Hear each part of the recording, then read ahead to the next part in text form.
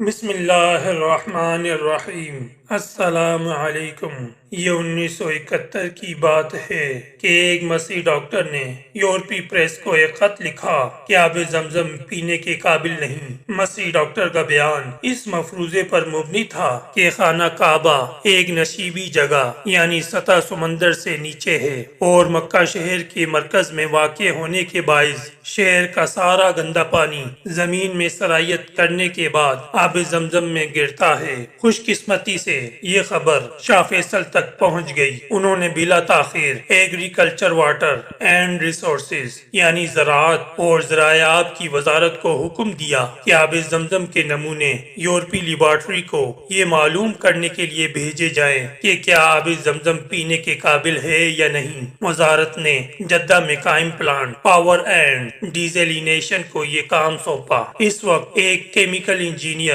اس plant میں کام کر رہا تھا جس کا کام سمندری پانی کو پینے کے قابل بنانا تھا۔ پلانٹ کی انتظامیہ نے آب زمزم کے معاملے سے نمٹنے کے لیے اس کو منتخب کیا۔ وہ کہتا ہے کہ مجھے اچھی طرح یاد ہے کہ اس وقت مجھے یہ بھی معلوم نہ تھا کہ آب زمزم بظاہر کیسا ہے۔ پھر وہ مکہ گیا اور خانہ کعبہ کے حکام کی خدمت میں حاضر ہو کر انہیں اپنی آمد کے مقاصد سے آگاہ کیا۔ انہوں نے ایک آدمی اس کے ساتھ کر دیا تاکہ تحقیق کے دوران میں اسے کسی چیز کی بھی ضرورت ہو تو وہ پوری کرے۔ جب وہ آب زمزم پر پہنچے تو اس نے دیکھا کہ وہ پانی کا ایک گڑھا ہے جسے ہم تقریباً 14 بائی 81 فٹ چھوٹا سا تالاب کہہ سکتے ہیں۔ پھر وہ کہتا ہے کہ مجھے یقین نہیں آ رہا تھا کہ یہ کنواں حضرت ابراہیم علیہ السلام کے وقت سے لے کر اب تک یعنی ہزارہ سال سے ہر سال حاجیوں کو کروڑوں گیلن پانی فراہم کر رہا ہے۔ اس نے اپنا کام کنویں کی پیمائش سے شروع کیا۔ اس نے اپنے معاون آدمی سے کہا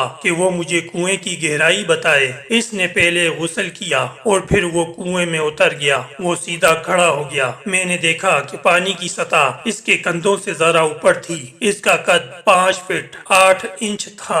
اس کے بعد اس نے اس کنویں کے ایک کنارے سے دوسرے کنارے کی طرف چلنا شروع کر دیا۔ اسے ہدایت تھی کہ اس دوران میں وہ سیدھا کھڑا ہو کر چلے اور پانی میں ڈبکی نہ لگائے۔ کنویں میں اس طرح چلنے کا مقصد یہ معلوم کرنا تھا کہ کنویں میں پانی کی کوئی گزرگاہ یا پائپ لائن تو نہیں جن سے کنویں میں پانی آتا ہے۔ آدمی نے بتایا کہ کنویں کے اندر اسے کوئی گزرگاہ یا پائپ لائن نہیں ملی۔ میرے ذہن میں ایک خیال آیا کہ آب زمزم پر جو ٹرانسفر پمپ لگا ہوا ہے اس کے ذریعے تیزی کے ساتھ کنویں سے پانی نکالا جائے۔ اس طریقے پر عمل کرنے سے پانی کی سطح گرے گی اور کنویں میں جن راستوں سے پانی داخل ہوتا ہے ان کی شناخت اور مقامات کا تعین آسان ہو جائے گا۔ اس پر عمل کیا گیا مگر حیرت ناک طور پر وہاں کچھ بھی نہ دیکھا جا سکا، مگر میں جانتا تھا کہ یہی ایک طریقہ ہے جس کے ذریعے ہم کنویں میں آنے والے پانی کے راستے معلوم کر سکتے ہیں۔ اس لیے میں نے پمپ کو دوبارہ چلانے کا فیصلہ کیا۔ اس دفعہ میں نے اس آدمی کو کنویں میں کھڑا کر دیا اور اسے کہا کہ وہ ایک ہی جگہ پر چوکس کھڑا رہے اور اس دورانیے میں ہوشیاری سے کنویں میں وقوع پذیر ہونے والی کسی بھی غیر معمولی بات کو نوٹ کرے۔ کچھ ہی دیر بعد اچانک اس نے ہاتھ کھڑے کر دیے اور چلایا، الحمدللہ میں نے اسے پا لیا۔ جو ہی کنویں کے پیندے سے پانی باہر نکلتا ہے ایسے محسوس ہوتا ہے کہ جیسے ریت میرے پاؤں کے نیچے ناچ رہی ہو۔ پمپنگ کے دوران میں اس نے کنویں کا چکر لگایا اور ہر جگہ یہی صورتحال محسوس کی۔ در حقیقت کنویں کے پیندے سے کنویں میں ہر جگہ برابر پانی داخل ہو رہا تھا جو پانی کی سطح کو برابر رکھتا تھا۔ اپنے مشاہدات ختم کرنے کے بعد میں نے یورپی لیبارٹریوں میں ٹیسٹ کرانے کے لیے پانی کے نمونے لیے۔ مکہ چھوڑنے سے پہلے میں نے مکہ کے حکام سے مکہ میں واقع دیگر کنووں کے بارے میں بھی پوچھا۔ وہ کہتا ہے کہ مجھے بتایا گیا مکہ میں دیگر کنویں تقریباً خشک ہیں۔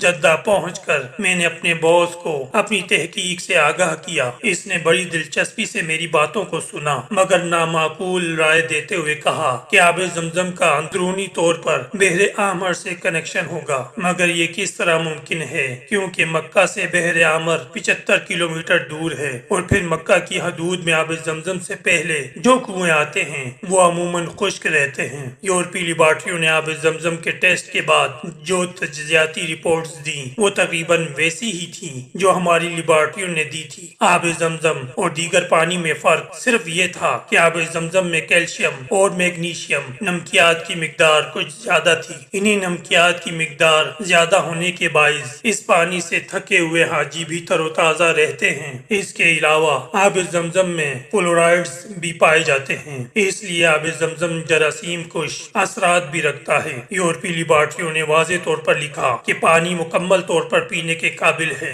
اس طرح مسیح ڈاکٹر کا بیان غلط ثابت ہو گیا۔ جب شاہ فیصل کو یہ بتایا گیا تو وہ بہت خوش ہوئے اور رپورٹ یورپی پریس کو فراہم کرنے کا حکم دیا۔ یہ اللہ کا خاص فضل و کرم تھا جس نے ہمیں اس طرح آب زمزم کی کیمیائی ساخت جاننے کا موقع فراہم کیا۔ حقیقت یہ ہے کہ جوں آپ مزید تحقیق کریں گے آب زمزم کے زیادہ سے زیادہ عجائبات آپ کے سامنے آئیں گے، اور اس پانی کے معجزات پر آپ کا یقین بڑھتا جائے گا۔ اس صحرائی زمین میں دور و نزدیک سے حج کے لیے آنے والے افراد کے لیے یہ پانی اللہ تعالیٰ کی خاص نعمت ہے۔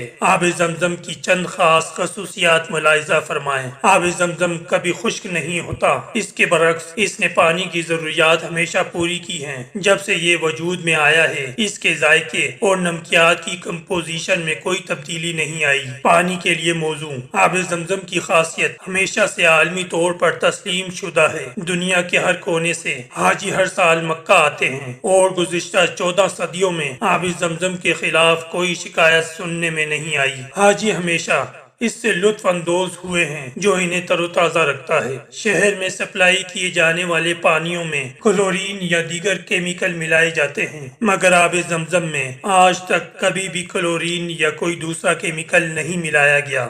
دنیا بھر میں بیشتر تقریباً تمام ہی کنوؤں میں نباتاتی نشوونما ہو جاتی ہے، جس سے پانی پینے کے قابل نہیں رہتا، کیونکہ نباتاتی نشوونما سے ذائقے اور بو تک میں فرق آ جاتا ہے، مگر آب زمزم میں نباتاتی نشوونما کے دور دور تک نشان دکھائی نہیں دیتے۔